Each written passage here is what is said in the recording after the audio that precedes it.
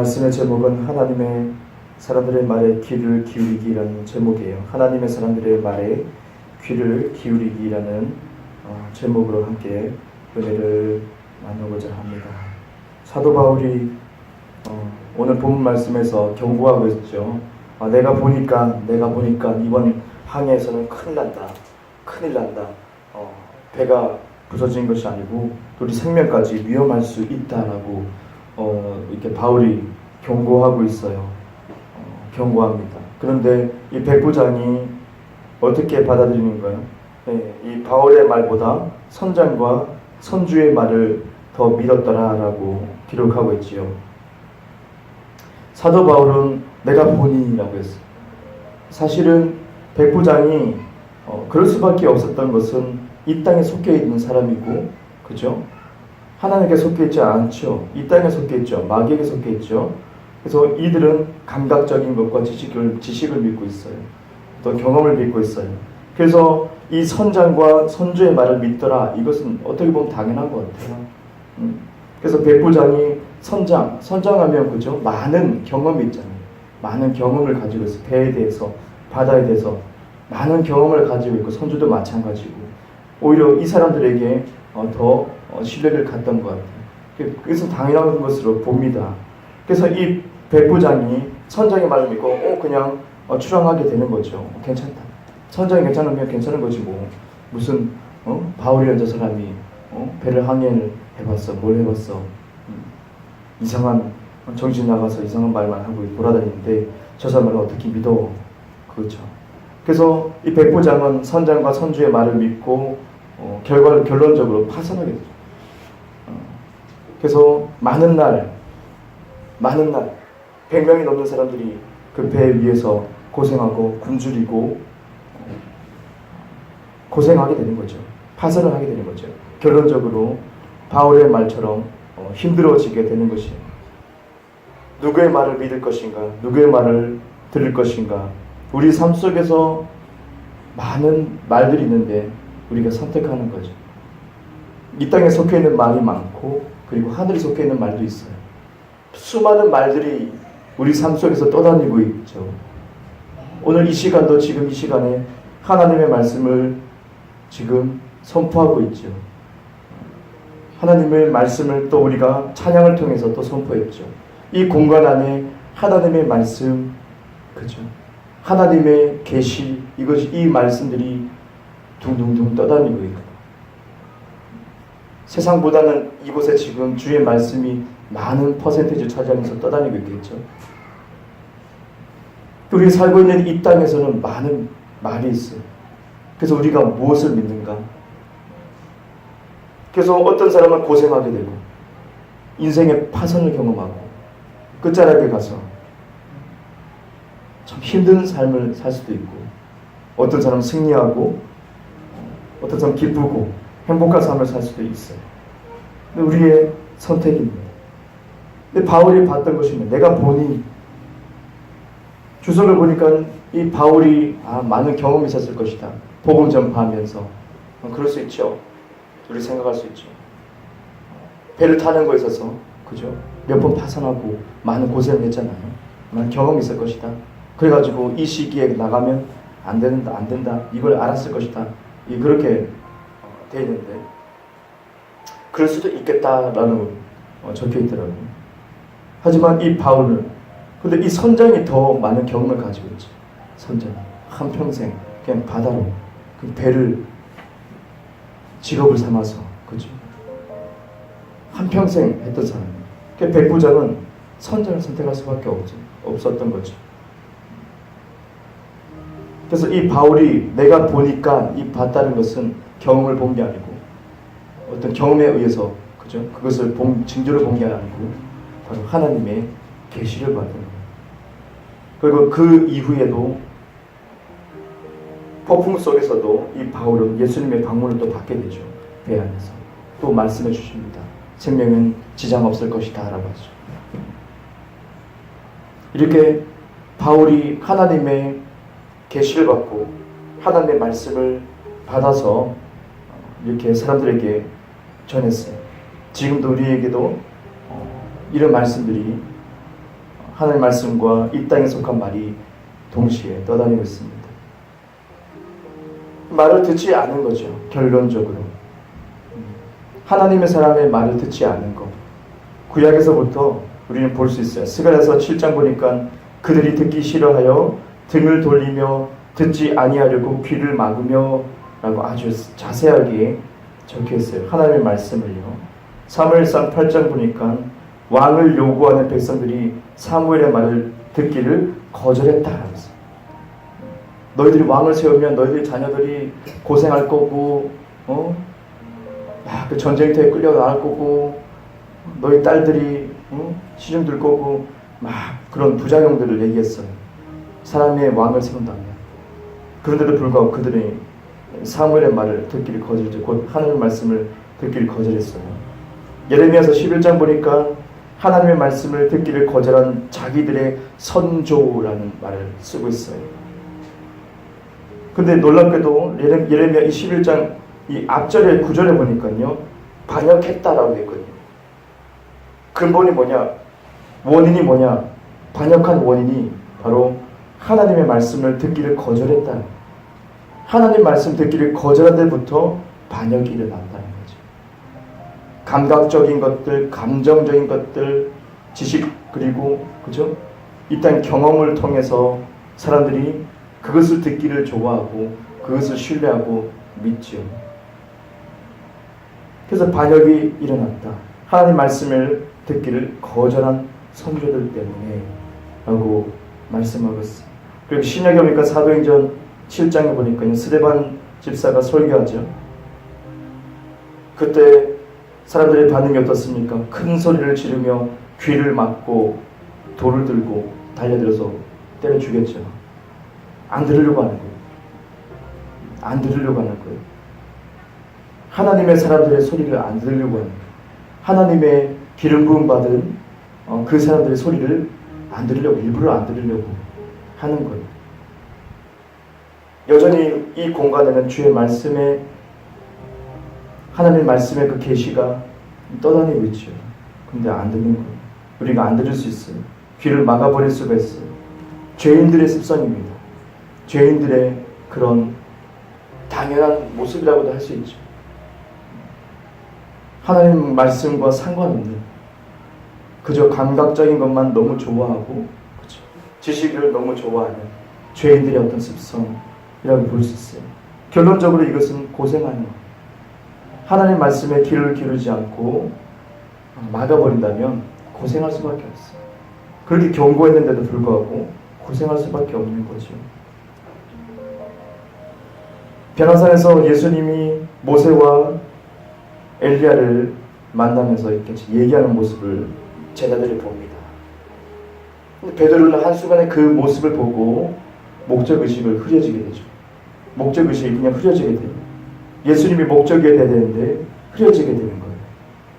그래서 여기에 초막을 짓자고, 여기 너무 좋다고, 너무 귀한 장소라고 얘기하죠. 베드로는 왜냐하면 모세와 엘리야에 너무 익숙한 사람들이기 때문에. 예수님보다 모세와 엘리야가 더 익숙해요. 구약의 그 사람들이. 너무 위대하고 너무 본받아야 될 것이고 너무 익숙한 사람. 어머니로부터 들었던 그 모세의 이야기와 엘리야 이야기, 그죠? 그 말씀에 너무 익숙한데 눈앞에서 보게 되니까 탐복을 하게 되는 거죠. 오히려 예수님보다 더 탐복한 것 같아요. 내가 어릴 때부터, 아기 때부터 들었던 그 모세와 엘리야 직접 눈으로 봤다. 여기 너무 귀한 장소입니다. 그런데 하나님의 구름이 덮이면서 여호와 하나님 말씀하십니다. 너희들은 예수의 말을 들으라 하죠. 왜 그랬습니까? 이제 구약에 속해 있는 모세와 엘리야, 이제 그 시대가 아니고 이제 예수님의 말을 들어야 된다. 시대가 변화되었고 내가 진짜 들어야 될 말이 뭐냐? 모세와 엘리야 중요합니다만 핵심이 뭐냐? 예수님의 말을 들어야 된다.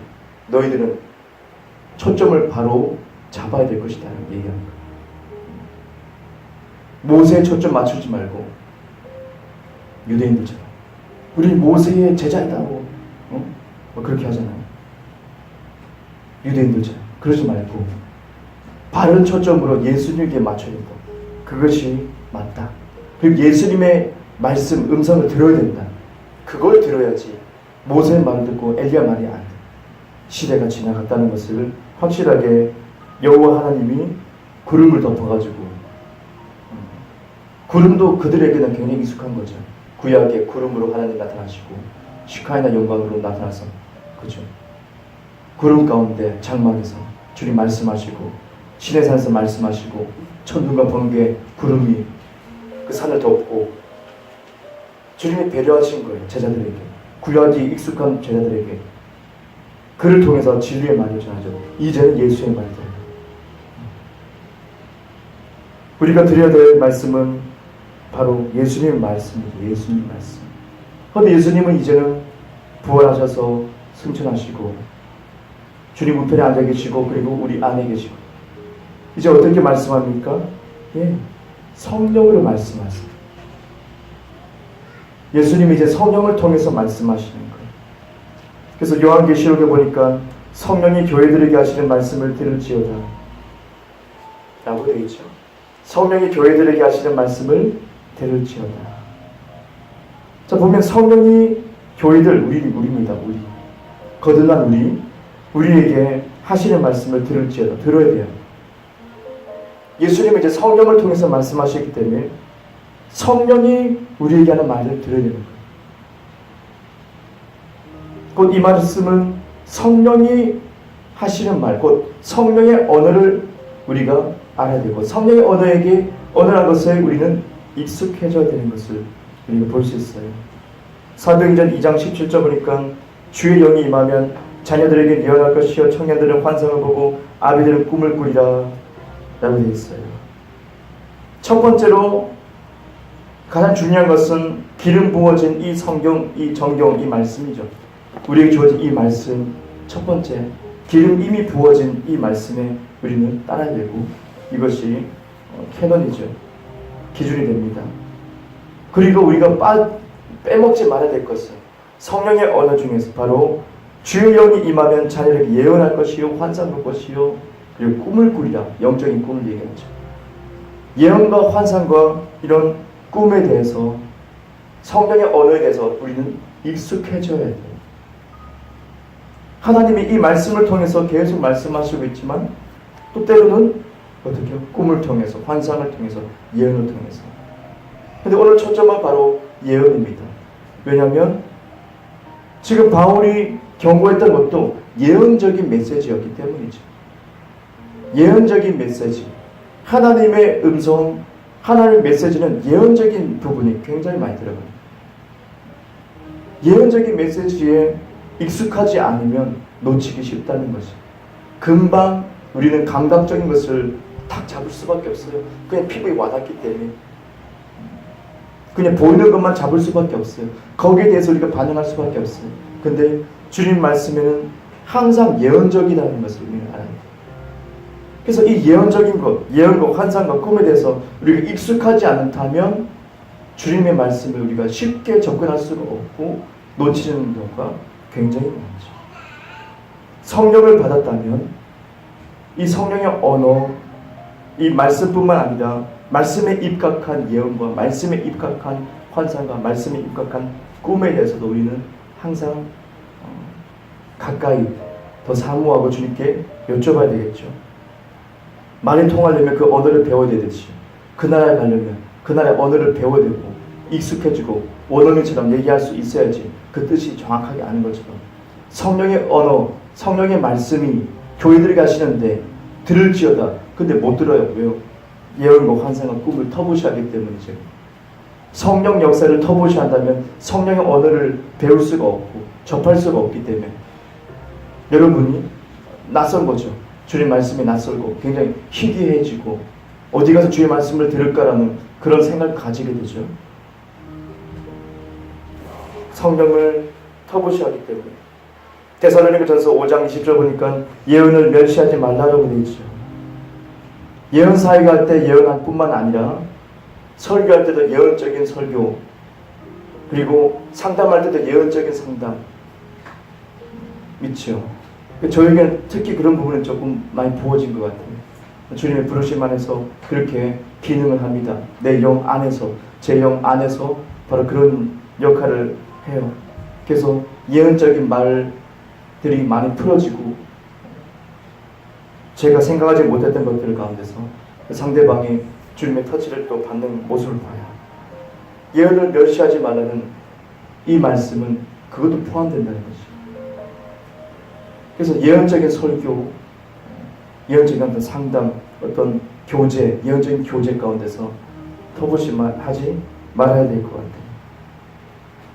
세상의 경험을 뛰어넘는 성령의 역사는 바로 우리가 성령의 언어를 얼만큼 익숙하게 우리가 받아들이고 있는지에 대해서 말하는 겁니다. 베드로는 특별했던 것이 무엇인가?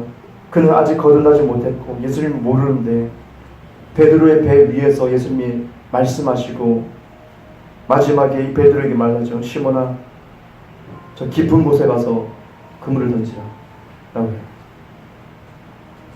근데 이 베드로가 놀라운 것은 얘기합니다. 처음에는 현실에 대해서 얘기합니다. 밤새도록 내가 그물을 던지고 잡으려고 했으나 한 마리도 못 잡았습니다. 네, 현실에 대해서 얘기합니다. 참 암담합니다. 현실은 땔거리가 없습니다. 우리 오늘 가족은 굶어야 됩니다. 이거예요. 며칠을 굶었는지 모르겠죠. 성경 끝까지 나와 있지 않지만 실패했어요. 베드로는 실패하고 아무것도 가장으로서 아무것도 그날을 해결하지 못하는, 끼니를 해결하지 못하는, 그냥 그물만 싣고 화가 나 있는 상태일 수도 있어요. 어떡하지? 베드로는 또 장가를 갔기 때문에, 결혼했기 때문에 처자식이 있는 몸인데 큰일이죠. 하루 버릇 살아 먹는데 고기 한 마리도 못 잡았어요. 밤새도록. 그런데도 불구하고 처음에는 현실에 대해서 얘기하다가 제가 주의 말씀을 의지해서 하겠나이다라고 하죠. 베드로가 하겠나이다. 여기에서 굉장히 특별함을 봅니다. 경험에 봐서는 하면 안 되는 거죠. 예수님이 당신 누군데 그런 소리 합니까? 내가 바다를 잘 아는데 한 마리도 못 잡았다니까. 온갖 방법을 다 썼는데도. 근데 왜 깊은 데 가서 내가 깊은 데 안 가봤나? 뭐 어부는 깊은 데 나 무서워하나? 아니죠. 바다를 벗삼아서 사는 사람들입니다. 근데 베드로가 다시 한번 그 예수님의 말씀에 의지해서 깊은 곳으로 가서 내립니다. 그때 엄청난 물고기를 잡아 올리죠. 주님 말씀, 예수님 말씀을 들었기 때문에 예언적인 말씀. 지금 이 타이밍에 깊은 데 가. 네가 한번 갔었지만은 다시 한번 가. 지금이야. 이거 예언적인 말씀. 근데 베드로는 거기에 익숙하지 않은데도 불구하고 순종했다는 것에 대해서 굉장히 높이 사는 거예요. 경험을 다 뛰어넘어서 하나님 말씀을 그냥 들었던 거예요. 그냥 현실은 직시하고 있지만 한번 해보겠습니다. 믿은 거예요. 베드로는 많은 물고기 잡아야 됩니다. 하나님의 사람은 어떤 사람입니까? 예언적인 말을 할 수 있는 사람, 예언적인 말을 들을 수 있는 사람, 그 말씀에 귀를 기울일 수 있는 사람. 첫 번째는 목회자라고 할 수 있겠죠. 영적 지도자들, 목회자들 반드시 예언적인 말을 해야 돼요. 지식을 공부해서 달달 배워서 가르치는 것이 아니고 주님과의 교제 가운데서 그 말씀, 계시적인 말씀을 잘 받아낼 수 있어야 되죠. 그래서 어거지가 아니고 아주 자연스러운 것입니다. 그리고 목회자뿐만 아니라 성령을 받은 모든 사람, 모든 성도를 얘기하죠. 저와 여러분, 왕 같은 제사장이죠. 저와 여러분은 다 같은 목회자를 존중하지만은 성령을 받은 저와 여러분, 그리스도 안에서 한 형제자, 그리스도 안에서 우린 가족이에요. 여러분들도 바로 그런 역할을 해야 돼요. 여러분의 말 속에서 예언적인 말이 나와야 돼요. 하나님의 사랑. 여러분의 말 속에서 지식만 나오면 안 돼요. 창세기가 어떻고 요한계시가 어떻고. 아니. 여러분의 말 속에서, 여러분의 교제 속에서 누군가 말을 할 때, 그죠? 예언적인 말을 해야 돼요. 그것은 성령님과 아주 밀접한 관계가 있는 거죠. 얼마나 내가 성령님에 대해서 마음을 열었는지, 꿈과 환상과 예언에 대해서 내가 마음을 열었는지, 얼마나 익숙한지. 근데 우리 교회는 여러분들이 참 훌륭한 것이 성령에 대해서 마음을 많이 여셔가지고, 사실 이 말씀이 필요 없는, 우리 교회는 필요 없죠. 여러분은 다른 교인들보다 성령님에 대해서 더 많이, 그죠? 마음이 열려있기 때문에 익숙할 거예요. 다른 사람들보다, 다른 교회 교인들보다 익숙할 거예요.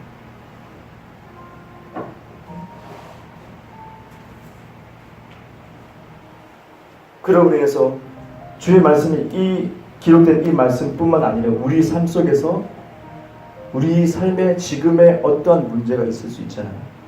거기에서 어떻게 헤쳐나갈 것인가, 그건 여기 없거든요. 이 말씀 속에 없어요. 많이 없어요. 그거 어떻게 하는가? 말씀 읽으세요. 뭐 그럴 수도 있지만 답답하죠.